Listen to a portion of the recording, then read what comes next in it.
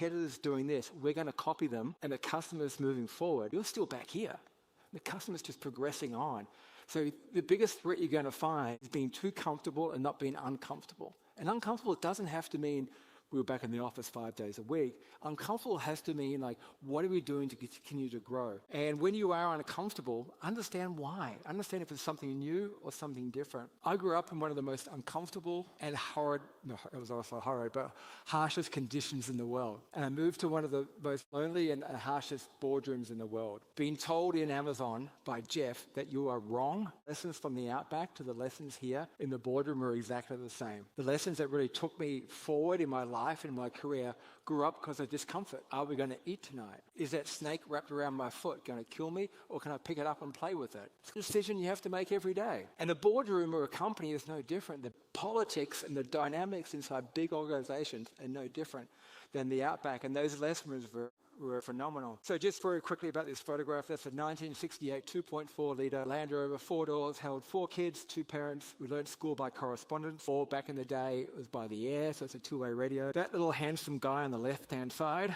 is me. Note the flip-flops. It was probably about 120 degrees up in Arnhem, which is in Northern Territory. We're guessing the humidity was pushing about 95%. And that was probably a good day. And I remember that moment well because I had to learn math on the front seat of that Land Rover. We're 1,000 miles from the nearest town, and we had X amount of gallons of gas. Are we going to get there? And that were the decisions we had to make. And the discomfort drove clarity about what we're going to do and how we're going to move forward.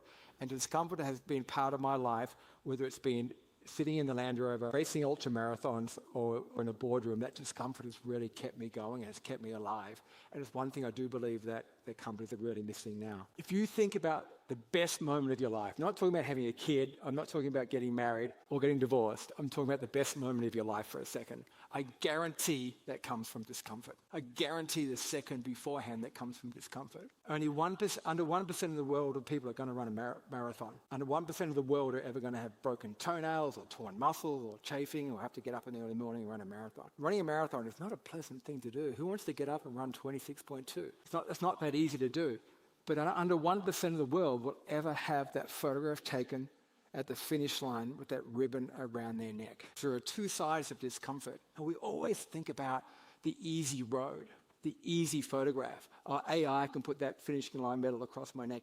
And as brand, we think about the same thing all the time. What is that quick win? What are we going to do? But a harsh decision is where you're going to really move forward. Killing off that sacred cow is how you're going to really move forward. I remember when we moved to Seattle and I joined Amazon, there's a guy called Tom who is our neighbor. And Tom is probably one of the most curmudgeonous people I've met in my life. And he was employee number 5 at Amazon. And I like Tom a lot. He has, probably because he's got one of the best wine cellars that I've ever seen in my life. But he was a curmudgeon person. But he told these stories. We're at Amazon when it was tiny and just a bookshop, and Jeff's desk was a door taken off the hinges. And there's one story that sticks in mind really well about a time they had to make a hard decision. And a customer had ordered a coffee table book, and for those of us that think coffee table books adds that sense of pride into your house, and you think you're smart, and you the book about coffee tables or wine or books itself. But when you buy a coffee table book, you want that book to stand out so people can see it. And I think that you really know what you're talking about. It looks really good in your house. So Jeff got the book and there was this scratch on the front cover. So most companies at that point would just